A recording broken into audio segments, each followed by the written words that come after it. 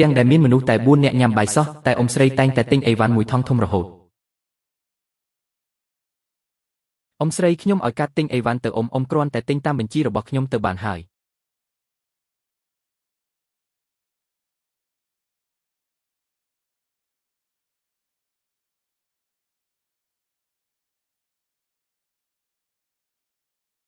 អ៊ំស្រីមិនបានកាត់ទិញអីវ៉ាន់អស់លុយរលីងចឹងខ្ញុំមិនបានប្រាប់ឲ្យអ៊ំទិញតាមបញ្ជីទេអីមិនក៏ចាយលុយអស់ច្រើនម្ល៉េះគ្រូសាក្មួយញ៉ាំរបស់ល្អខ្ញុំខំរើសទិញតែរបស់បញ្ចុះតម្លៃផងទោះបញ្ចុះតម្លៃយ៉ាងណាក៏មួយថ្ងៃមិនអាចចាយអស់រាប់ពាន់ដែរមនុស្សក្នុងផ្ទះច្រើនយ៉ាងនេះម៉ាក់ក្មួយសុខភាពមិនសូវល្អទៀតអាហារបំពន់ផ្លែឈើសុទ្ធតែត្រូវទិញមែនទេម្យ៉ាងទៀតរបស់ខ្វះខាតក្នុងផ្ទះបាយមានច្រើនណាស់ខ្ញុំក៏ឆ្លៀតទិញបន្ថែមបន្តិចដែរឥឡូវក្មួយមកដល់ភ្លាមក៏ឆែកកានីភ្លាមខ្លាចខ្ញុំកឹបកេងលុយបន្តិចបន្តួចរបស់ក្មួយមែនទេបារីនឹងស្រាថ្លៃពីយួរផលិតផលថែរក្សាស្បែកនាំចូលមួយឈុតអ៊ំប្រាប់ខ្ញុំមកតើរបស់ទាំងនេះក៏សម្រាប់ពើសុខភាពម៉ាក់ខ្ញុំដែរខ្ញុំគ្រាន់តែជួយទិញផ្ញើគេតាពេលក្រោយគេនឹងឲ្យលុយខ្ញុំវិញហើយជួយទិញផ្ញើនរណាទិញផ្ញើគេរហូតដល់កាត់ខ្ញុំមានបានសុំការអនុញ្ញាតពីខ្ញុំទេគ្រាន់តែចាយលុយបន្តិចបន្តួចសោះគ្រូសាតែមួយចាំបាច់គិតគូរច្បាស់លាស់ម្ល៉េះ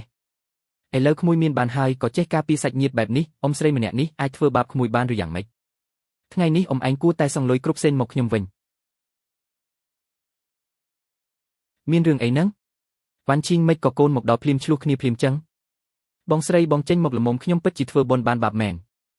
ខ្ញុំនៅផ្ទះបងហត់ចង់បាក់ចង្កេះទៅហើយតែវ៉ាន់ឈីងមកដល់ភ្លាមក៏មកសួរដេញដល់ខ្ញុំធ្វើដូចខ្ញុំបានធ្វើរឿងអាក្រក់ស្អីចឹងវ៉ាន់ឈីងតើមានរឿងអីឲ្យប្រកាសម៉ាក់មើលខ្លួនឯងទៅមិនក៏ទិញច្រើនម្ល៉េះឆាវចិនវ៉ាន់ឈីងមិនបានប្រាប់ឲ្យឯងទិញតាមបញ្ជីទេអីរបស់អស់នេះមិនមានក្នុងបញ្ជីទេបងស្រីខ្ញុំមិនមែនគិតថាបងសុខភាពមិនល្អទើបទិញអាហារបំពន់ឲ្យបងច្រើនបន្តិចទេអីម្យ៉ាងទៀតយូខ្ញុំបានចេញក្រៅម្ដងជួយទិញអីវ៉ាន់ផ្ញើគេបន្តិចបន្តួចមានអីធំដុំទៅគ្រូសាតែមួយចាំបាច់គិតគូម្ល៉េះគ្រូសាតែមួយល្អណាស់យកលុយខ្ញុំទៅទិញអីវ៉ាន់ឲ្យគេពេលខ្ញុំចាប់បានក៏និយាយថានិយាយទៅការគិតលុយនេះឯងពូកែគិតណាស់ឯងកុំឈរនិយាយមិនជឿចង្កេះអីឯងមួយឆ្នាំទល់មួយឆ្នាំមិនចូលផ្ទះបើមិនមែនខ្ញុំមើលថែម្ដាយឯងអាចទៅធ្វើការដោយស្ងប់ចិត្តទេនិយាយឲ្យចំទៅឯងគឺមើលងាយខ្ញុំគិតថាខ្ញុំជាអ្នកស្រែបានហើយនិយាយតិចទៅវ៉ាន់ឈីងអូនក៏កុំឆេវឆាវពេកសុទ្ធតែសាច់ញាតិទេម៉ាក់ដល់ពេលនេះនៅនិយាយកាន់ជើងគាត់ទៀតម៉ាក់មើលមិនដឹងទេថាគាត់ចាត់ទុកពួកយើងជាមនុស្សល្ងងនោះលីនវ៉ាន់ឈីងខ្ញុំប្រាប់ឯងបើខ្ញុំមិនយកយល់មុខម្ដាយឯងទេខ្ញុំទៅបាត់យូរហើយចឹងឥឡូវមីងអាចទៅបានហើយឯងដេញខ្ញុំចាប់ពីថ្ងៃនេះទៅមីងមិនបាច់នៅផ្ទះខ្ញុំទៀតទេប៉ុន្មានថ្ងៃនេះដែលមីងបានជួយខ្ញុំនឹងគិតលុយឲ្យមីងតាមថ្ងៃឲ្យច្បាស់លាស់ឯងចាំមើលទៅគង់តែមានថ្ងៃស្ដាយក្រោយដែលធ្វើដាក់ខ្ញុំបែបនេះនៅថ្ងៃនេះទេ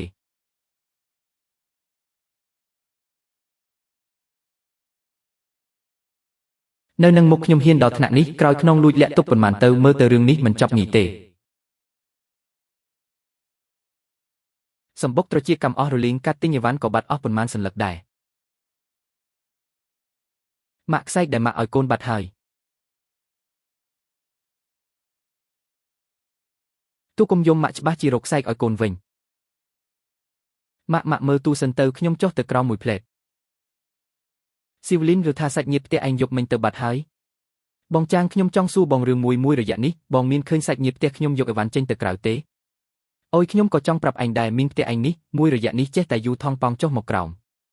ដំបូងខ្ញុំស្មានតែផ្ទះឯងបោសសម្អាតអីវ៉ាន់ចាស់ក្រោយមកមានម្ដងគាត់អង្គុយចង់ថងនៅមាត់ជណ្ដាលយន្តខាងក្នុងសុទ្ធតែជារបស់ញ៉ាំពេលនោះខ្ញុំនៅឆ្ងល់ផ្ទះឯងមិនក៏យកអីវ៉ាន់ចេញទៅក្រៅរាល់ថ្ងៃចឹងគាត់ឧស្សាហ៍ធ្វើចឹងមែនមិនមែនតែម្ដងទេពីថ្ងៃមុនខ្ញុំនៅឃើញគាត់យូកេះក្រដាសធំមួយចេញទៅទៀតអរគុណបងចាង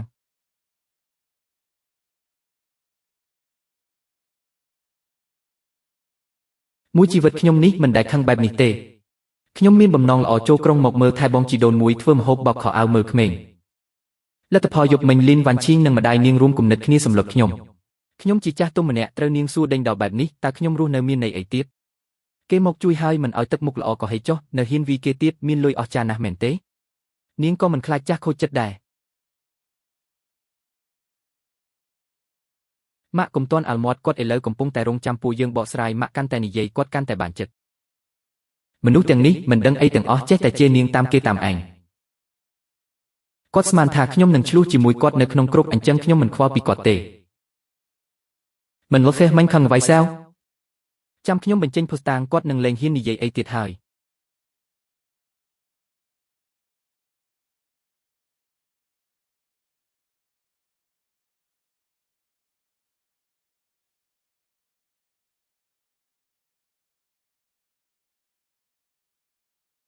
លីវឆាវចិននេះជាភស្តុតាងដែលអ្នកចង់បានមែនទេ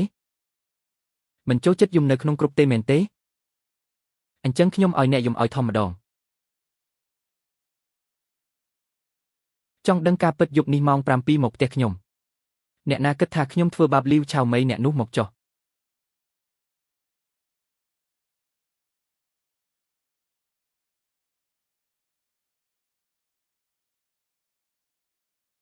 មិនមែនចង់ដឹងការពិតទេមែនទេឥ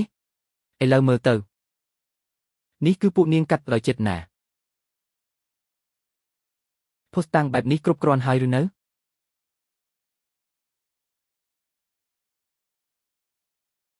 ឥឡូវចាប់ផ្ដើមនាងសារភាពខ្លួនឯងមកយករបស់អីខ្លះពីផ្ទះយើងនិយាយឲ្យច្បាស់ម្ដងមួយខ្ញុំអាចលើកលែងឲ្យនាងបានខ្ញុំគ្រាន់តែយកនាងនិយាយមួយម៉ាត់ទៀតខ្ញុំប្តឹងប៉ូលីសហើយ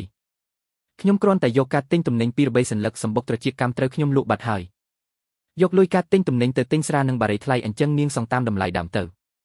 អីគេអាចសងបានសងឥឡូវនេះមិនអាចសងបានសងជាលុយថ្ងៃនេះមិនដោះស្រាយឲ្យច្បាស់ទេនាងកុំសង្ឃឹមថាអាចចេញពីទីនេះបានដោយស្រួលខ្ញុំមានលុយច្រើនឯណាអញ្ចឹងប្តឹងប៉ូលីសឲ្យប៉ូលីសជួយគិតលុយឲ្យនាងកុំប្តឹងប៉ូលីសអីមិនចង់ប្តឹងប៉ូលីសក៏សងលុយមកហើយឆ្លៀតឱកាសនេះយកពាក្យដែលឯងនិយាយក្នុងគ្រប់ត្រឡប់ទៅវិញផងវ៉ាន់ឈីងខ្ញុំសារភាពហើយឯងចាំបាច់បង្ខំខ្ញុំដល់ថ្នាក់នេះមែនទេកុំមកធ្វើជាគួរឲ្យអាណិតនៅទីនេះពេលឯងយករបស់មិនឃើញឯងដៃទុនសោះខ្ញុំអាចសងបានប៉ុណ្ណាសងប៉ុណ្ណឹងសិនខាងក្រោយខ្ញុំសងឯងបន្តិចម្ដងបានទេឯងគិតថាឯងនៅមានសិទ្ធិថ្លៃទៀតមែនទេយោងតាមការខាតបង់ក្នុងបញ្ជីសរុបទាំងអស់ 15000 មិនឯងមិនទៅប្លន់ទៅអញ្ចឹងឥឡូវឯងចេញទៅយើងជួបគ្នានៅតុលាការឥឡូវឯងអាចវេលលុយបានហើយក្នុងកាតខ្ញុំគ្មានលុយច្រើនម្ល៉េះទេថ្ងៃនេះខ្ញុំមិនខ្វល់ថាឯងប្រើវិធីអីក៏ដោយតែបើថ្ងៃនេះឯងទូទាត់មិនរួចទេឯងកុំសង្ឃឹមថាបានចេញពីទ្វារនេះឲ្យសោះឆាប់វេលលុយឲ្យខ្ញុំឥឡូវកុំសួរច្រើនពេក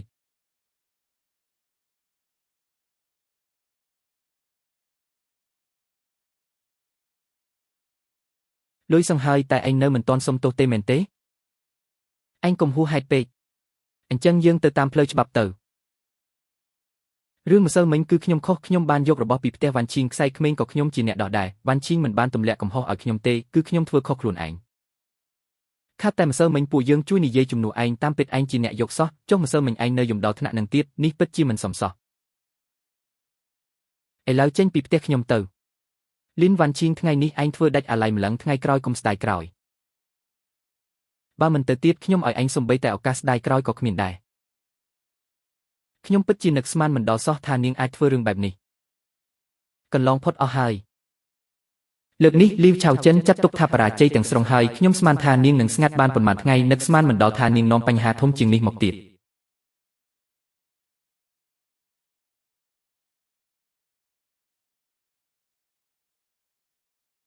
ថ្ងៃក្រោយកុំមកយំរៀបរាប់ទៀតយប់មិញពួកយើងស្ទើរតែត្រូវឯងបោកហើយយករបស់ផ្ទះក្មួយស្រីឯងពិតជាហ៊ានធ្វើមែនម្នាក់ឈរនិយាយមិនឈឺចង្កេះទេ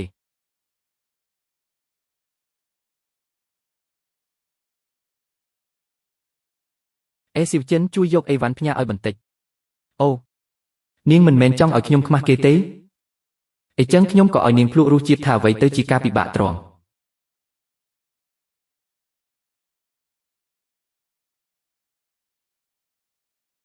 រស់នៅបានសមរម្យណាស់នាងការពារខ្ញុំទៀតផងខ្ញុំឲ្យនាងថតមិនមែនចូលចិត្តស្អាតបាត់ទេមិនមែនចូលចិត្តភាពថ្លៃថ្នូរទេខ្ញុំឲ្យនាងថ្លៃថ្នូរឲ្យគ្រប់គ្រាន់កុំតន់អាលអលឿនពេក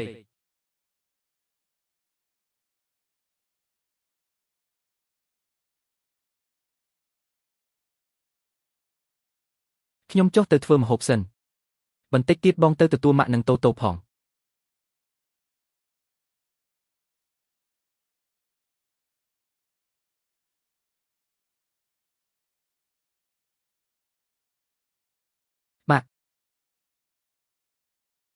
តើអ្នកណាជាអ្នកធ្វើ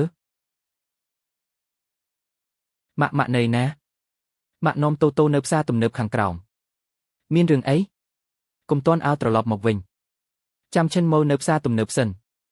មានរឿងអីផ្ទះត្រូវគេកាយអស់ហើយស្អីគេកូនប្តឹងប៉ូលីសឬនៅខ្ញុំមើលសិនម៉ាក់កុំនាំតូតូឡើងមកអូខេម៉ាក់មិនត្រឡប់ទៅវិញទេម៉ាក់ចាំនៅខាងក្រោមឈិនម៉ូបងឆាប់ត្រឡប់មកវិញមកផ្ទះត្រូវគេវីកំទេចហើយអូនកុំប៉ះពាល់កន្លែងកាត់ហេតុបងត្រឡប់ទៅវិញឥឡូវនេះចាស់ម៉ាក់នឹងតូតូនៅផ្សារទំនើបខាងក្រោមបងទៅទទួលពួកគាត់សិនទៅអូនបើកទ្វារចោលសិនទៅ20នាទីទៀតបងទៅដល់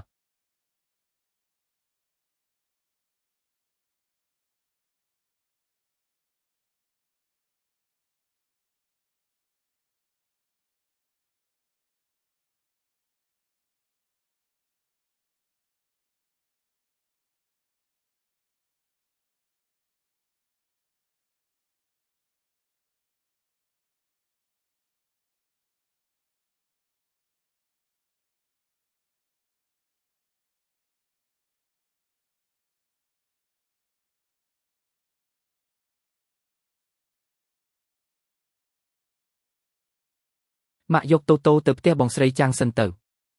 មើលចុះ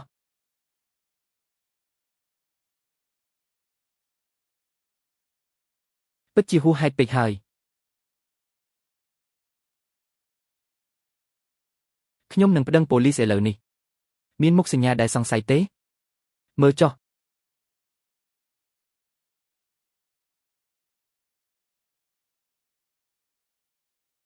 តើអ្នកចង់ទាមទារអ្វីខ្លះចាត់ការតាមច្បាប់បានជួបផ្ទះគេដោយខុសច្បាប់បំផ្លាញទ្រព្យសម្បត្តិដោយចេតនាទាំងនេះត្រូវតែចាត់ការតាមច្បាប់មិនក៏នាងធ្វើបែបនេះម៉ាក់កុំទាន់ប៉ះអីនេះជាទង្វើរបស់មនុស្សមែនទេឥឡូវក្មេងនៅណានៅផ្ទះអ្នកជិតខាងកុំទាន់ឲ្យក្មេងមកវិញចាំពួកយើងប្រមូលភស្តុតាងរួចសិនចាំគិតទៀតនរណាគេប៉ុស្តិ៍ប៉ូលីសតើអ្នកគឺលីវសេវចិនមែនទេរសៀលនេះអ្នកបានទៅផ្ទះលីនវ៉ាន់ឈីមែនទេអត់ទេខ្ញុំទៅផ្ទះនាងធ្វើអីកាមេរ៉ាសុវត្ថិភាពបានថតទុកហើយអ្នកជាប់សង្ស័យពីបទចូលផ្ទះគេដោយខុសច្បាប់ឥឡូវនេះសូមអ្នកមកប៉ុស្តិ៍ប៉ូលីសភ្លាមដើម្បីសហការស៊ើបអង្កេតកាមេរ៉ាអីគេនាងចង់ធ្វើបាបខ្ញុំមែនទេខ្ញុំមិនបានយករបស់នាងទេកាមេរ៉ាសុវត្ថិភាពបានថតទុកអស់ហើយឥឡូវអ្នកនិយាយទាំងនេះគ្មានប្រយោជន៍ទេមិនបានយករបស់ទេតែផ្ទះខ្ញុំរញ៉េញ៉ៃបែបនេះគឺស្នាដៃអ្នកហើយនាងកុំចេះតែនិយាយផ្ដេសផ្ដាសអ្នកគួរតែមកដោយខ្លួនឯងកុំចាំដល់ពួកយើងទៅរកម៉ាក់ខ្ញុំនឹងហឺឆឹងទៅធ្វើកំណត់ហេតុម៉ាក់ទៅយកតូតូមកផ្ទះបងស្រីចាំងសិនទៅយប់នេះកុំឲ្យគេមកដេកនៅទីនេះអីពួកឯងទៅចុះទុកក្មេងឲ្យម៉ាក់ជាអ្នកមើលថែសម្មិតខ្ញុំពិតជាអយុត្តិធម៌ណាស់អ្នកមើលខ្លួនឯងទៅខ្ញុំគ្រាន់តែខឹងមួយឆាវប៉ុណ្ណោះខឹងមួយឆាវក៏អាចចូលទៅវីកំទេចរបស់របបផ្ទះគេដែរវ៉ាន់ឈីងមួយរយៈមុនខ្ញុំសង្លុយអស់ហើយមិនក៏អ្នកនៅតែមិនព្រមដោះលែងខ្ញុំទៀតមិនមែនខ្ញុំមិនដោះលែងអ្នកទេគឺអ្នកខ្លួនឯងជាអ្នកមករកខ្ញុំគ្រាន់តែចង់ទៅនិយាយជាមួយអ្នកពីរម៉ាត់និយាយពីរម៉ាត់ត្រូវវីកំទេចកាមេរ៉ាសុវត្ថិភាពសិនខ្ញុំនោះគឺអ្នកនោះគឺស្អីអ្នកធ្វើឲ្យផ្ទះយើងคล้ายជាបែបនេះរកលេសដើម្បីគេចវេះពីការទទួលខុសត្រូវឆ្លើយសំណួរសិនលួចយករបស់ទៅទុកណៃណាខ្ញុំមិនបានយកទេអញ្ចឹងពួកយើងឥឡូវឆែកមើលនៅនឹងកន្លែងកុំឆែក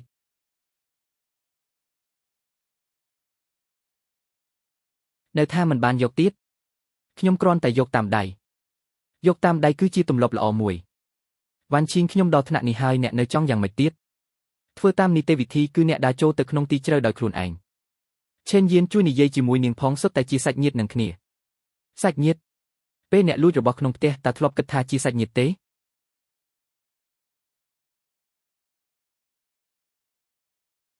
អ្នកថាខឹងមួយឆាវក៏រត់ទៅផ្ទះគេប៉ុន្តែនេះមិនមែនដោយសារអ្នកលួចរបស់គេមុនទើបទៅជាបែបនេះទេ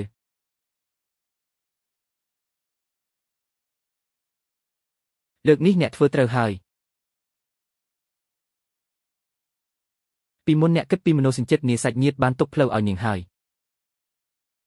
នាងមិនស័ក្តិសមទេនាងមិនក៏ទៅផ្ទះវ៉ាន់ឈីងទៀតហើយម្សិលមិញមិនមែនសង្លុយអស់ហើយទេលើកនេះពិតជាហួសហេតុពេកហើយ រឿងវ៉ាន់ឈីងតើជាការពិតទេមិនដឹងទេខ្ញុំក៏ទើបតែឃើញវ៉ាន់ឈីងលើកនេះអ្នកកុំចិត្តទុនឲ្យសោះគួរដោះស្រាយយ៉ាងម៉េចក៏ដោះស្រាយអញ្ចឹងទៅពីមុនពិតជាពួកយើងមើលរំលងហើយរឿងដល់ថ្នាក់នេះលីវឆាវលើកនេះពិតជាចប់ហើយគ្មានអ្នកណានឹងជួយនាងប្រមូលរឿងទៀតទេម៉ាក់លើកមុនមីងធ្វើឲ្យកូនទន្សាយខ្ញុំខូចហើយតើគាត់នៅអាចជួសជុលបានទេម៉ាក់ទិញកូនទន្សាយថ្មីមួយឲ្យកូនតែខ្ញុំនៅតែចូលចិត្តរបស់ដើមអញ្ចឹងជួសជុលរបស់ដើមរួចរាល់ហើយឬនៅខ្ញុំចាត់ការរួចរាល់ហើយដើមឡើយខ្ញុំក៏គិតថារឿងរ៉ាវមកដល់ត្រឹមនេះគួរតែបញ្ចប់ទាំងស្រុងហើយរឿងកន្លងផុតទៅមិនដល់មួយខែផងលីវឆាវចិនស្រាប់តែមានសកម្មភាពទៀតហើយគាត់មិនបានមករកខ្ញុំទេតែបដូរកន្លែងបន្តធ្វើច្រដើមគាត់បានទៅផ្ទះបងប្អូនជីដូនមួយឆ្ងាយឈ្មោះចៅឡានជាមុនឡានឲ្យខ្ញុំពិតជាគ្មានកន្លែងទៅទេ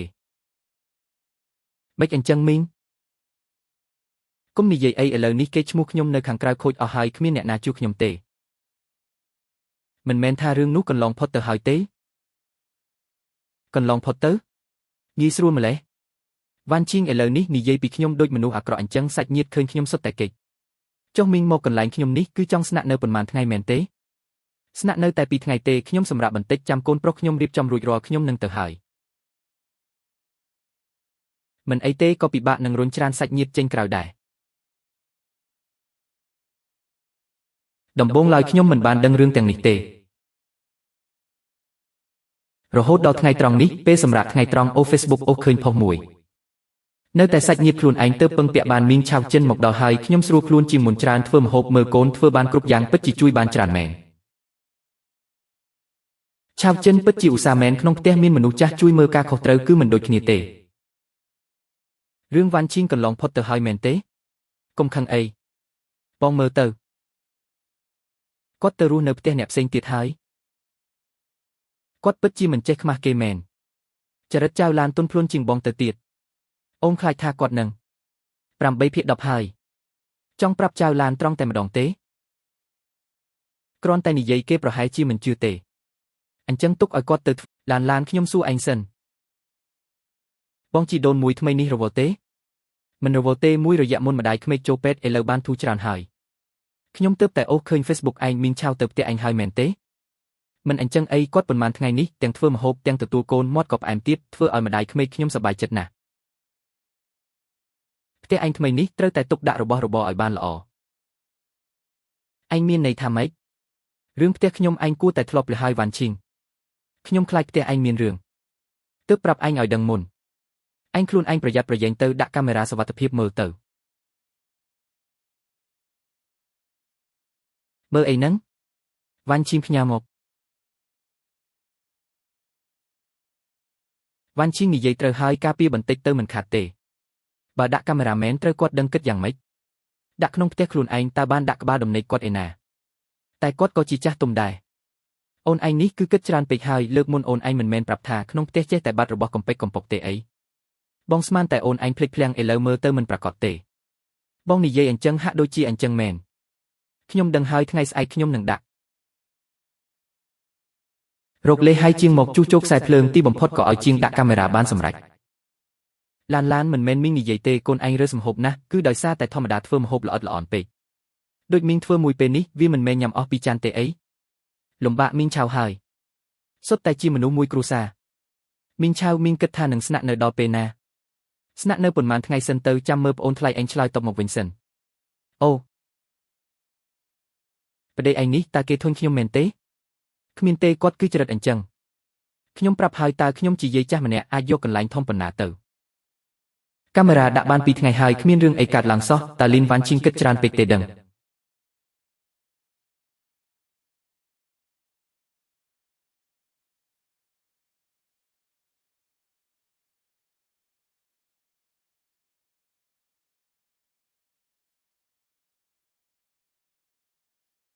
បងណែណាក្រុមហ៊ុនមានរឿងអីកាមេរ៉ាសុវត្ថិភាពថតបានថាលីវឆាវម៉ៃយកប្រអប់តូចមួយចេញពីបន្ទប់ដេកអូនកុំទាន់អាល់ទេទៅសួរគាត់ចុះត្រូវធ្វើម៉េចយប់នេះចាប់ឲ្យបានស្តែងតែម្ដងឬមួយក៏ពួកយើងប្តឹងប៉ូលីសសិនទៅទុកភស្តុតាងឲ្យបានគ្រប់គ្រាន់សិនអូនពិតជានឹកស្មានមិនដល់សោះថាគាត់ធ្វើបែបនេះឥឡូវជឿវ៉ាន់ឈីងហើយមែនទេពីមុនអូនគិតថានាងនិយាយធ្ងន់ធ្ងរពេក បន្តិចទៀតអូនចូលទៅមុនទៅធ្វើខ្លួនឲ្យដូចធម្មតាមកវិញហើយខ្ញុំបានរំងាស់ស៊ុបឲ្យអ្នកទាំងអស់គ្នាពួកឯងកើតអីហ្នឹងមីងឆៅមីយកកាបូបមីងមកទីនេះឯងចង់ធ្វើអីហ្នឹងសួរចម្លើយមនុស្សអាក្រក់មែនជាមនុស្សអាក្រក់ឬអត់មីងដឹងខ្លួនឯងច្បាស់ហើយចុះប្រអប់នៅក្នុងបន្ទប់ខ្ញុំនោះប្រអប់អីគេឯងមើលខ្លួនឯងទៅមីងគ្រាន់តែមើលតែប៉ុណ្ណោះមើលមិនក៏ញ៉ាត់ចូលក្នុងអាវខ្លួនឯងដើមឡើយមីងចង់ជួយទុកដាក់ឲ្យឡានឲ្យបានស្រួលបួលទេមីងនៅតែមិនព្រមសារភាពទៀតភុស្តាំងនៅនឹងមុខហើយតើមានហេតុផលអីមីងបើកវាដោយខ្លួនឯងទៅឬក៏ឲ្យខ្ញុំប្តឹងប៉ូលីសឲ្យមកបើកឯងរករឿងនៅផ្ទះវ៉ាន់ឈីងម្ដងមិនទាន់គ្រប់ទេនៅមករករឿងដល់ផ្ទះខ្ញុំទៀតតើលីនវ៉ាន់ឈីងបាននិយាយអីប្រាប់ឯងមែនទេនាងគ្រាន់តែប្រាប់ឲ្យខ្ញុំប្រយ័ត្នខ្លួនបើគុំតែខ្ញុំបានដាក់កាមេរ៉ាសុវត្ថិភាពខ្ញុំពិតជាមិនដឹងទេថាមីងធ្វើបែបនេះដាក់ខ្ញុំពីក្រោយខ្នង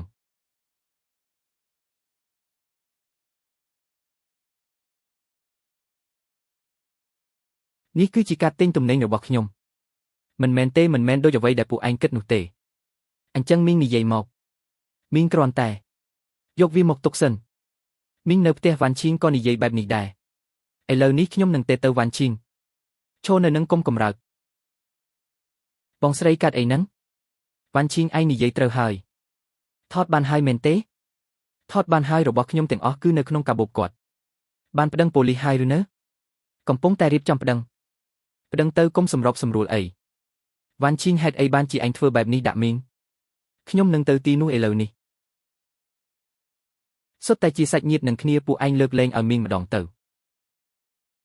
សាច់ញាតិពេលមីងយកកាត់ខ្ញុំមិនក៏មិននិយាយថាជាសាច់ញាតិពេលលួចរបស់នៅផ្ទះវ៉ាន់ឈីងមិនក៏មិននិយាយថាជាសាច់ញាតិមកស៊ីនៅផ្ទះខ្ញុំហើយលួចរបស់ផ្ទះខ្ញុំទៀតខ្ញុំគ្រាន់តែខ្វះលុយចាយឯងរកវិធីខ្លួនឯងទៅយើងគ្មានកាត់ប្រកិច្ចជួយឯងទេ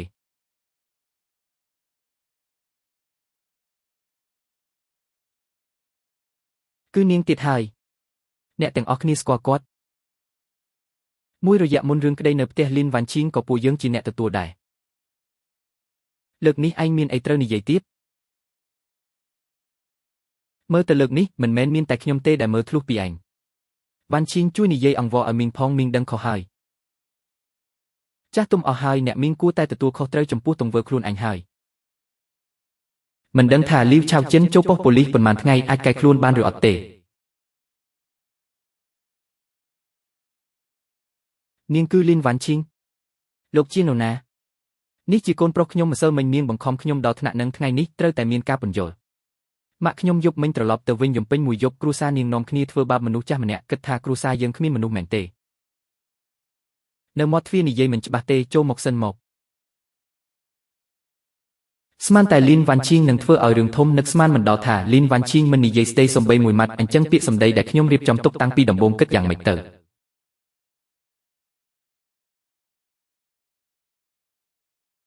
ដាក់ទូរស័ព្ទចុះយ៉ាងម៉េចពួកឯងហ៊ានធ្វើខ្លាចគេថតមែនទេបើឯងនៅតែថតផ្ទះខ្ញុំទៀតខ្ញុំនឹងប្តឹងប៉ូលីសឥឡូវនេះចូលផ្ទះគេដោយគ្មានការអនុញ្ញាតបូករួមទាំងលួចថតវីដេអូឯងទៅបកស្រាយខ្លួនឯងទៅវ៉ាន់ឈីងគ្រូសានាងឥឡូវនិយាយស្ដីគួរឲ្យខ្លាចណាស់ថ្ងៃនេះខ្ញុំគ្រាន់តែចង់មកនិយាយរឿងឲ្យច្បាស់លាស់ពួកនាងដល់ថ្នាក់នឹងផង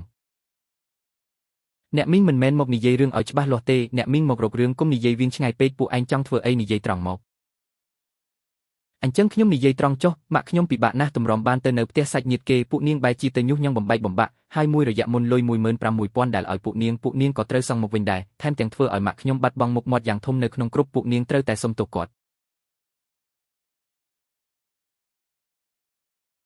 រឿងដែលម៉ាក់ឯងធ្វើទាំងនេះមានមួយណាដែលគាត់មិនព្រមទទួលស្គាល់នៅចំពោះមុខគេយកអីខ្លះសងប៉ុន្មានសុទ្ធតែគាត់ជាអ្នកងក់ក្បាលយល់ព្រមខ្លួនឯង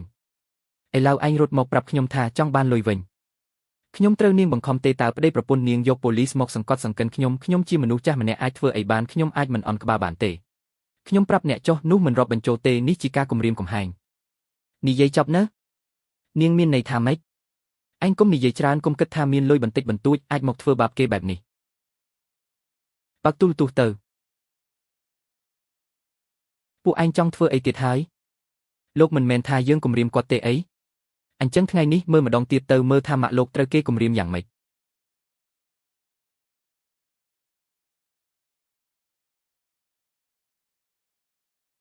លុយគឺគាត់សងខ្លួនឯងការសុំទោសក្នុងគ្រប់ក៏គាត់ជាអ្នកផ្ញើខ្លួនឯងដែរអញ្ចឹងម៉ាក់ខ្ញុំក៏មិនគួរដល់ថ្នាក់នឹងដែរថ្ងៃនេះបើនិយាយហេតុផលខ្ញុំនឹងនិយាយជាមួយអ្នកឲ្យចប់បើអ្នកមកលោឡាខ្ញុំក៏មិនក្រែងចិត្តអ្នកដែរគាត់ដោះខ្សែកមាសពីកូនស្រីខ្ញុំមិនមែនស្មៅនៅតាមផ្លូវទេគាត់លួចគឺជារបស់ក្នុងផ្ទះខ្ញុំមិនមែនជារបស់ផ្ទះគាត់ទេម្ខាងយកម្ខាងងាកមកវីគេវិញលោកប្រាប់ខ្ញុំថាមិនគួរដល់ថ្នាក់នឹងតែម្សិលមិញពួកនាងក៏ធ្វើបាបគាត់ដែរម៉ាក់ឯងលួចរបស់ត្រូវគេចាប់បានភ្លាមឥឡូវភុស្តាំងនៅទីនេះឯងនៅតែចេះថាពួកយើងធ្វើបាបគាត់ទៀតបើមិនអញ្ចឹងទេឯងទៅប្រាប់ប៉ូលីសដោយផ្ទាល់ទៅឯងគ្រាន់តែនិយាយថាម៉ាក់ឯងយកខ្សែក្មេងមិនចាត់ទុកថាលួចនិយាយថាគាត់សងលុយទទួលកំហុសមិនរាប់បញ្ចូលមើលថាប៉ូលីសជឿអត់ថ្ងៃនេះបើពិតជាលោឡាដល់ប៉ុស្តិ៍ប៉ូលីសមែនខ្ញុំមិនមែនត្រឹមតែខ្មាស់គេនោះទេកូនកុំលោឡាទៀតតោះយើងទៅ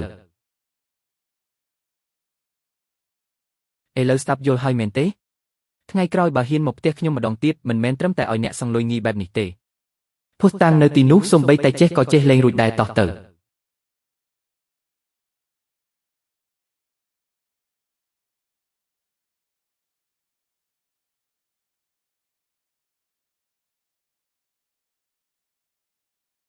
លើកនេះគួរតែអាចស្ងប់ស្ងាត់បានប៉ុន្មានថ្ងៃហើយមនុស្សបែបនេះបើមិនវាឲ្យឈឺទេមិនចេះចាំទេគាត់តែងតែគិតថានៅមានចំណេញអាចយកបានមិនខ្លាចគាត់ងាកមកលោឡាទៀតទេបើគាត់ពិតជាហ៊ានមកទៀតនោះមិនមែនជាលទ្ធផលថ្ងៃនេះទេលើកក្រោយមិនបាច់និយាយច្រើនជាមួយពួកគេទេប្តឹងប៉ូលីសតែម្ដងទៅ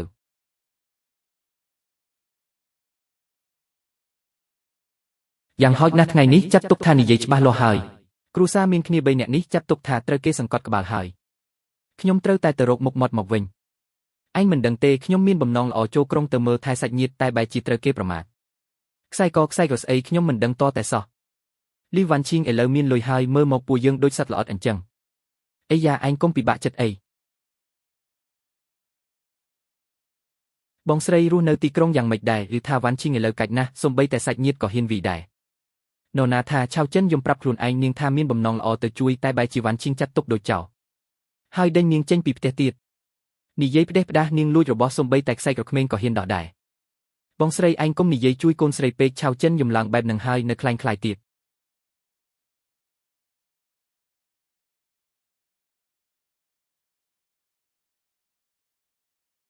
មានគេតែមកទៀតហើយសាច់ញាតិនៅស្រុកកំណើតមួយរសៀលនេះសួរខ្ញុំរហូតថាតើត្រូវឯងធ្វើបាបឬអត់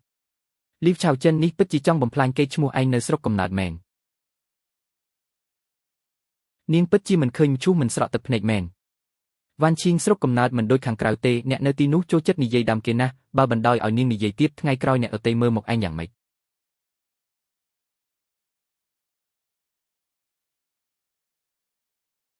អូនរៀបចំផ្ញើលើមែនទេនាងមិនចូលចិត្តយំទេអីអញ្ចឹងឲ្យនាងយំឲ្យឆ្អែតទៅខ្ញុំនិយាយ10ម៉ាត់មិនស្មើឲ្យពួកគាត់មើលខ្លួនឯងម្ដងទេម៉េចក៏មានវីដេអូច្រើនម្លេះនេះមិនមែននាងចូលបន្ទប់ក្មេងយករបស់ទេអីនាងពិតជាដោះខ្សែក៏ក្មេងមែននេះគួរឲ្យខ្មាស់គេពេកហើយនៅមានការទិញទំនិញនិងប្រអប់កាដូទៀតម្សិលមិញនាងនៅតែមកខ្ញុំថាខ្លួនឯងត្រូវគេទម្លាក់កំហុសម៉ាក់មើលចុះមនុស្សអំបញ្ញមិញបដូរសម្ដីភ្លាមតែម្ដងលើកនេះនាងនៅស្រុកកំណើតក៏សម្ដែងលែងចេញដែរមិនមែនអញ្ចឹងទេគឺពួកវាចង់កាត់ទេពួកឯងកុំជឿវាឯងដល់ថ្នាក់នេះហើយនៅរឹងទៀតឆៅចិនលើកនេះឯងពិតជាអស់មុខមែនហើយនរណាទាត់ខ្ញុំចេញនរណាទាត់ខ្ញុំចេញគឺពួកទាត់ឯងនៅគិតថាខ្មាស់គេមិនទាន់គ្រប់មែនទេឥឡូវពួកឯងបន្ទោសខ្ញុំជាម៉ាក់ឯងណាបើម៉ាក់មិនមែនជាម៉ាក់ខ្ញុំទេខ្ញុំខ្ជិលខ្វល់ពីម៉ាក់យូរហើយគេទម្លាក់ភុស្តាងចូលក្នុងគ្រប់អស់ហើយម៉ាក់ឯងនៅលោឡាអីទៀតម៉ាក់ឯងគិតថាគ្រួសារយើងមិនទាន់ខ្មាស់គេគ្រប់គ្រាន់ទេមែនទេ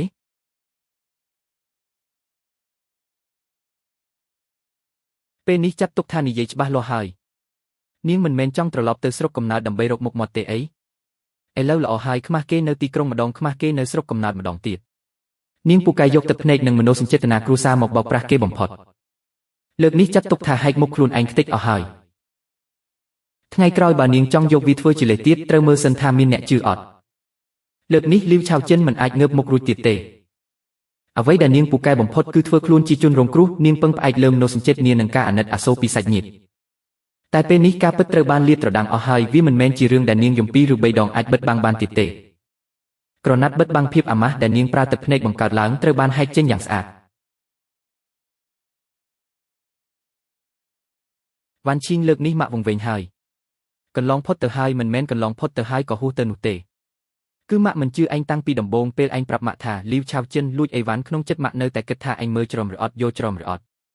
ម៉ាក់តែងតែគិតថាជាសាច់ញាតិនឹងគ្នាទោះកាត់សាច់ក៏នៅជាប់សរសៃទោះយ៉ាងណាក៏មិនដល់ថ្នាក់ធ្វើរឿងបែបហ្នឹងដែរចុះលទ្ធផលវិញនាងស្ទើរតែរើអីវ៉ាន់ក្នុងផ្ទះយើងអស់ទៅហើយម៉ាក់ញ៉ាំប៉ោមមួយដុំទៅពេលនោះម៉ាក់ថែមទាំងជួយនិយាយការពារនាងទៀតឥឡូវគិតទៅម៉ាក់ពិតជាចាស់វង្វេងមែនបើឯងមិនបានដាក់កាមេរ៉ាសុវត្ថិភាពទេម៉ាក់ច្បាស់ជានៅតែត្រូវគេបិទភ្នែកមិនខាននាងដើរនិយាយដាំឯងនៅខាងក្រៅយ៉ាងម៉េចខ្លះម៉ាក់ក៏មិនដឹងថាត្រូវតបវិញយ៉ាងម៉េចដែរម៉ាក់កុំបន្ទោសខ្លួនឯងអីមនុស្សបែបហ្នឹងនរណាក៏មើលច្រឡំដែរគឺជាកំហុសរបស់ម៉ាក់គឺម៉ាក់តែងតែគិតថាសាច់ញាតិអាចទុកចិត្តបានជាងអ្នកក្រៅស្ទើរតែធ្វើឲ្យគ្រួសារទាំងមូលច្របូកច្របល់ទៅហើយឯងមើលសាច់ញាតិទាំងនោះទេមកសុទ្ធតែនិយាយថាឯងខុសបើឯងគ្មានភស្តុតាងទេមួយជីវិតនេះម៉ាក់ច្បាស់ជាបកស្រាយមិនច្បាស់ទេម៉ាក់ត្រូវចាំថាសាច់ញាតិមិនមែនថាមិនអាចជួយបានទេតែមិនមែនគ្រប់គ្នាសុទ្ធតែស័ក្តិសមយកមនោសញ្ចេតនាគ្រួសារធ្វើជាលេសនោះទេលីវឆាវចិនតាំងពីដំបូងគឺមកកេងចំណេញពីម៉ាក់ធ្វើល្អដាក់នាងគិតថាម៉ាក់ល្ងងមនុស្សបែបនេះឆាប់មើលធ្លុះឆាប់ល្អថ្ងៃក្រោយម៉ាក់លេងចិត្តទុនផ្ដេសផ្ដាស់ទៀតហើយគួរជួលអ្នកណាក៏ជួលអ្នកនឹងមិនអាចដោយសារតែខ្លាចប៉ះពាល់មនោសញ្ចេតនាចេះតែនាំអ្នកណាមកផ្ទះទៀតទេឲ្យតែម៉ាក់អាចគិតយល់គឺបានហើយមនោសញ្ចេតនារបស់បែបនេះត្រូវទុកសម្រាប់អ្នកដែលចេះគោរពច្បាប់ទម្លាប់អ្នកដែលមិនចេះគោរពច្បាប់ទម្លាប់ទោះម៉ាក់ឲ្យមនោសញ្ចេតនាច្រើនប៉ុណ្ណាក៏នាងគិតថាវាជារឿងដែលគួរតែបានដែរឯងនិយាយត្រូវពីមុនម៉ាក់តែងតែគិតថាហែកមុខគ្នាមិនល្អមើលទេតែមនុស្សខ្លះបើឯងមិនហែកមុខនាងទេនាងនឹងចេះតែជន់កែងរហូតម៉ាក់និយាយត្រូវចំណុចហើយលីវឆាវចិនខ្លាចគេហែកកេតបំផុតព្រោះមុខមាត់គាត់បានមកពីសាច់ញាតិទេបើម៉ាក់យកភស្តុតាងដាក់លើតុគាត់ច្បាស់ជាកាំងមិនខាន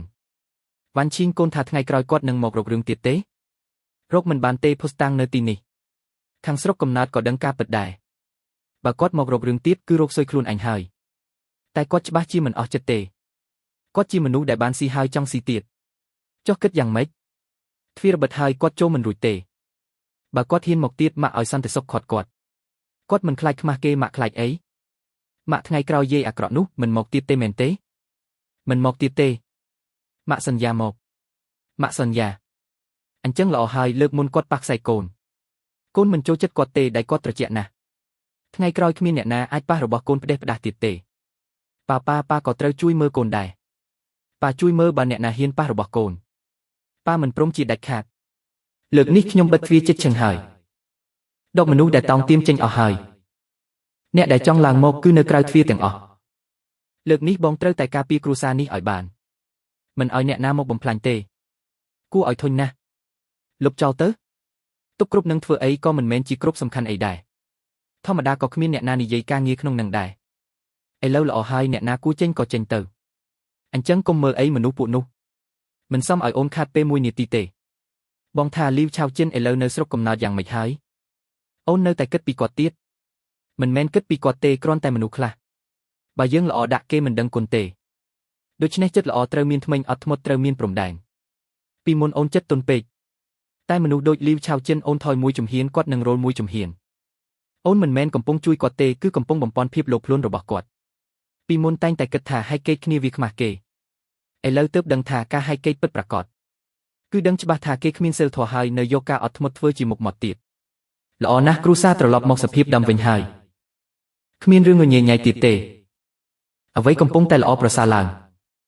គេងទៅថ្ងៃស្អែកត្រូវទៅធ្វើការទៀតឯងថានរណាអ្នកណាមានគំនិតអាក្រក់ខ្ញុំថាម្នាក់នឹងហើយម៉េចខ្លាចខ្លួនឯងមែនដើរឲ្យស្រួលណាលើកក្រោយមកទៀតមែនហើយអំបិលមួយកញ្ចប់ដែលឯងទិញនឹង2រៀលកន្លះឯងឲ្យ3រៀលមិនទាន់អាប់លុយឲ្យឯងផង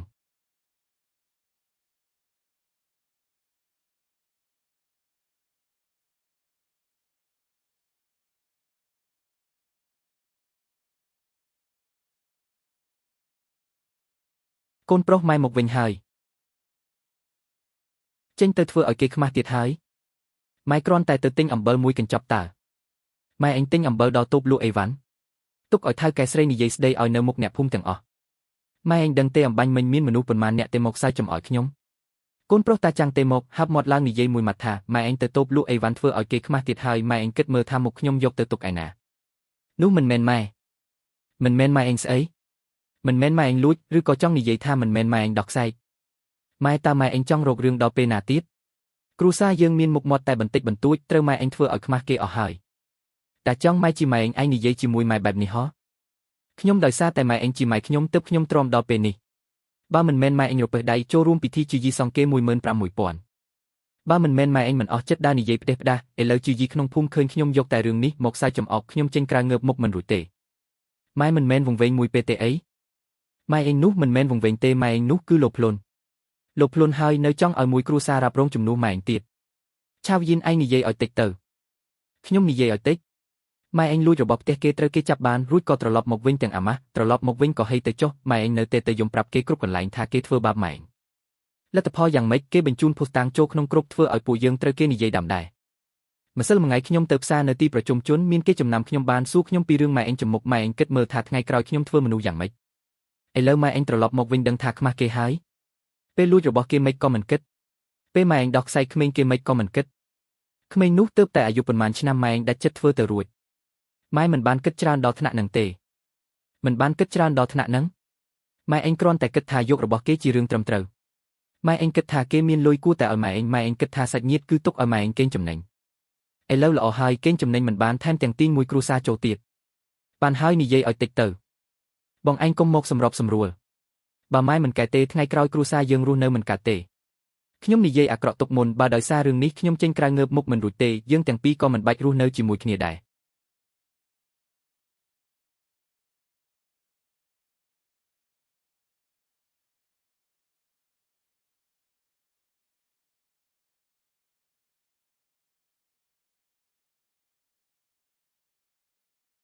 ម៉ែឯងយកអីហ្នឹងម៉ែចង់ធ្វើស៊ុបពងមាន់ទុកឲ្យខ្ញុំអ្នកធ្វើម៉ែឯងសម្រាកសិនទៅចៅសម្លាញ់កុំយំមកញ៉ាំនំកុំកំរើកកូនចង់ញ៉ាំអីខ្ញុំនឹងឲ្យងាកក្រោយបាត់របស់ទៀតហើយនិយាយមិនស្ដាប់សោះតាមពិតគេការពីខ្ញុំគឺមានអារម្មណ៍បែបនេះសោះពីមុនខ្ញុំលួចយករបស់គេគិតថាគ្មានបញ្ហាអីទេតែការពិតបញ្ជាក់ថាខ្ញុំខុសហើយនេះគឺខ្ញុំធ្វើខ្លួនឯងទទួលខ្លួនឯងមើលគាត់ធ្វើរឿងល្អចុះឥឡូវធ្វើខ្លួនឯងទទួលកម្មទៅត្រូវហើយរឿងខ្លួនឯងធ្វើខ្លួនឯងទទួលម៉ែថ្ងៃក្រោយម៉ែឯងកុំចេញក្រៅទៀតខ្មាស់គេណាស់ម៉ែមិនបានចេញទៅណាទេមិនចេញទៅណាល្អបំផុតម៉ែឯងចេញទៅក្រៅឲ្យតែគេសួរម៉ែឯងឆ្លើយថាម៉េចថាទៅជួយគេនៅទីក្រុងតែលួចរបស់គេត្រូវគេដេញមកវិញ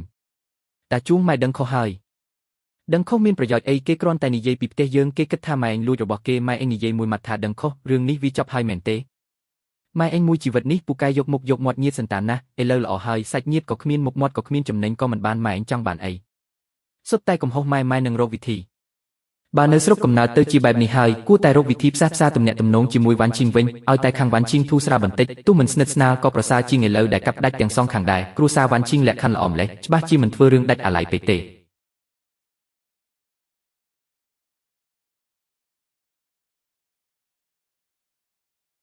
វ៉ាន់ឈីងអ៊ំដឹងខុសហើយយើងកាត់សាច់នៅជាប់សរសៃអ៊ំគ្រាន់តែមកទទួលកំហុសសុំឲ្យក្មួយអភ័យទោសអ្នកមីងមកធ្វើអីទៀតអ៊ំមកមើលបងស្រីជីដូនមួយហើយក៏មកសុំទោសវ៉ាន់ឈីងដែរអ្នកមីងចាំសិនខ្ញុំទៅសួរគាត់សិនអ្នកនាងលីនសាច់ញាតិឆ្ងាយរបស់អ្នកនាងមកទៀតហើយមិនជួបទេឲ្យគាត់ទៅវិញទៅគេមិនជួបអ្នកមីងទេអ្នកមីងទៅវិញទៅគេមិនជួបខ្ញុំនឹងចាំនៅទីនេះកុំមកបិទទ្វារខ្ញុំជាយាយចាស់ម្នាក់មកពីឆ្ងាយមកសុំទោសពិតមែនតែនាងសំបីតែមុខខ្ញុំក៏មិនព្រមជួបផងតើឲ្យខ្ញុំធ្វើម៉េចទៅខ្ញុំនឹងរងចាំនៅទីនេះមិនជួបទេឲ្យគាត់ទៅវិញទៅមកទៀតហើយលើកនេះឆ្លាតជាងមុនមិនលោឡាទេបែរជាមកអង្គុយធ្វើគួរឲ្យអាណិតនៅមុខទ្វារតោះខ្ញុំកំដរអូនចុះទៅ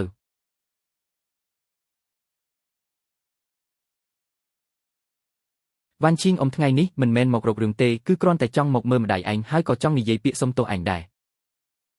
យករបស់ទាំងនេះទៅវិញទៅសុទ្ធតែជារបស់យកមកពីស្រុកកំណើតមិនមានតម្លៃអីទេគ្រាន់តែជាទឹកចិត្តតើពីមុនម្ដាយឯងមិនចូលចិត្តញ៉ាំរបស់ទាំងនេះទេអីស្ដាប់មិនយល់ទេអីសៀវចិនតាំងពីអ៊ំត្រឡប់ទៅវិញអ៊ំដេកមិនលក់រាល់ថ្ងៃគិតកាន់តែច្រើនកាន់តែស្ដាយក្រោយថ្ងៃនេះអ៊ំមកគឺចង់សុំទោសចង់សម្របសម្រួលជាមួយក្មួយសម្របសម្រួលអ៊ំលួចរបស់ផ្ទះខ្ញុំដោះខ្សែកូនស្រីខ្ញុំបំផ្លាញកេរ្តិ៍ឈ្មោះខ្ញុំនាំកូនប្រុសមករករឿងដល់ផ្ទះត្រឡប់ទៅស្រុកកំណើតវិញនៅតែបន្តនិយាយដាំខ្ញុំឥឡូវអ៊ំរត់មកប្រាប់ខ្ញុំថាសម្របសម្រួលអ៊ំដឹងថាឯងខឹងអ៊ំតែពួកយើងនៅតែជាសាច់ញាតិទោះយ៉ាងណាអ៊ំក៏ជាអ៊ំរបស់ឯងមិនអាចមិនរាប់អានអ៊ំមួយជីវិតនោះទេមែនទេមានរឿងអីនិយាយត្រង់មកតើអ៊ំមកធ្វើអីឲ្យប្រាកដក៏គ្មានរឿងធំដុំអីដែរគឺប្រពន្ធប្អូនជីដូនមួយឯងថ្មីនេះចង់រកការងារស្រាវធ្វើឯងស្គាល់គេច្រើនជួយណែនាំបន្តិចទៅហើយនៅមានចៅប្រុសអ៊ំឆ្នាំក្រោយក៏ត្រូវចូលរៀនដែរសាលានៅទីក្រុងលក្ខខណ្ឌល្អបើឯងអាចជួយសួរនាំ គិតបានល្អមែនអ៊ំក៏មិនមែនឲ្យឯងជួយទេដែរបើទំនាក់ទំនងពួកយើងអាចធូរស្រាលថ្ងៃក្រោយគ្រប់គ្រាន់ហើយថ្ងៃនេះអ៊ំយួរអីវ៉ាន់ពីថងនេះមកមិនមែនមកសុំទោសទេគឺមកសាកល្បងមើលថាតើអាចកេងចំណេញពីខ្ញុំបានទៀតឬអត់អ៊ំមិនមានទេអ៊ំមានមនុស្សដូចអ៊ំមិនដែលដឹងខុសទើបអន់ក្បាលទេអ៊ំគ្រាន់តែដឹងថារករឿងលេងបានទើបចង់បដូរវិធីបន្តចូលមកចិត្តចាប់ពីពេលដែលអ៊ំលួចរបស់ផ្ទះខ្ញុំមករវាងពួកយើងគឺគ្មានសាច់ញាតិទៀតទេថ្ងៃក្រោយចៅអ៊ំចូលរៀនឬក៏ផ្ទះខ្វះលុយសុទ្ធតែគ្មានពាក់ព័ន្ធនឹងខ្ញុំសំបីបន្តិចបើអ៊ំនៅតែកាន់អីវ៉ាន់មកដល់ផ្ទះម្ដងទៀតខ្ញុំនឹងឲ្យសន្តិសុខប្តឹងប៉ូលីសតែម្ដងបើអ៊ំបំផ្លាញកេរ្តិ៍ឈ្មោះខ្ញុំនៅខាងក្រៅមួយម៉ាត់កាមេរ៉ាសុវត្ថិភាពនិងសំឡេងថតនៅក្នុងដៃខ្ញុំនឹងមិនត្រឹមតែចែកចាយក្នុងគ្រប់សាច់ញាតិទេវ៉ាន់ឈីងអ៊ំស្ដាប់យល់ហើយក៏ទៅកុំបង្ខំឲ្យខ្ញុំប្តឹងប៉ូលីសឥឡូវនេះ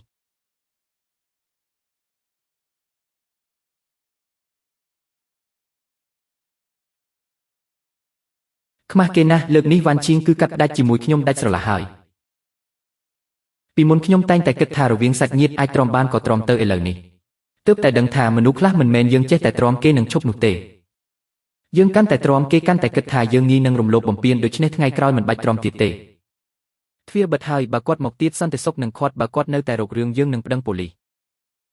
ចុះបើគាត់ទេទៅអ្នកស្រុកកំណើតហើយនិយាយផ្ដេសផ្ដាស់ទៀតនោះម៉ាក់មិនបានមើលគ្រប់ទេអីឥឡូវអ្នកស្រុកកំណើតមានអ្នកណាជឿគាត់ទៀតវីដេអូក៏មានសម្លេងគាត់សារភាពកំហុសក៏មានបើគាត់នៅតែនិយាយទៀតគេមានតែគិតថាគាត់មកក្រាស់នឹងហើយលើកនេះសំណាងហើយដែលកូនទុកកាមេរ៉ាសុវត្ថិភាពបើមិនអញ្ចឹងទេគ្រួសារយើងច្បាស់ជាលៀងខ្លួនមិនជ្រះទេមិនមែនរឿងកាមេរ៉ាសុវត្ថិភាពទេគឺមកពីមុនយើងទុកចិត្តសាច់ញាតិពេកតែងតែគិតថាសាច់ញាតិជាមនុស្សខ្លួនឯងមិនធ្វើបាបយើងទេតែតាមពិតអ្នកដែលធ្វើបាបយើងខ្លាំងបំផុតច្រើនតែជាមនុស្សទាំងនោះម៉ាក់លោកយាយអាក្រក់ថ្ងៃក្រោយនឹងមកទៀតទេមិនមកទេមកក៏ចូលមិនរួចដែរអឹមមិនបើកទ្វារឲ្យគាត់ទេ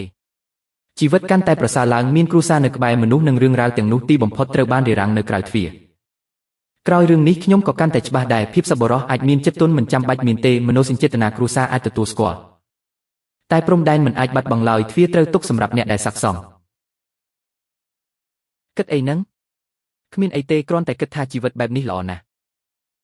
គឺល្អមែនម៉ាក់មើលខ្ញុំគូអីគេអឹម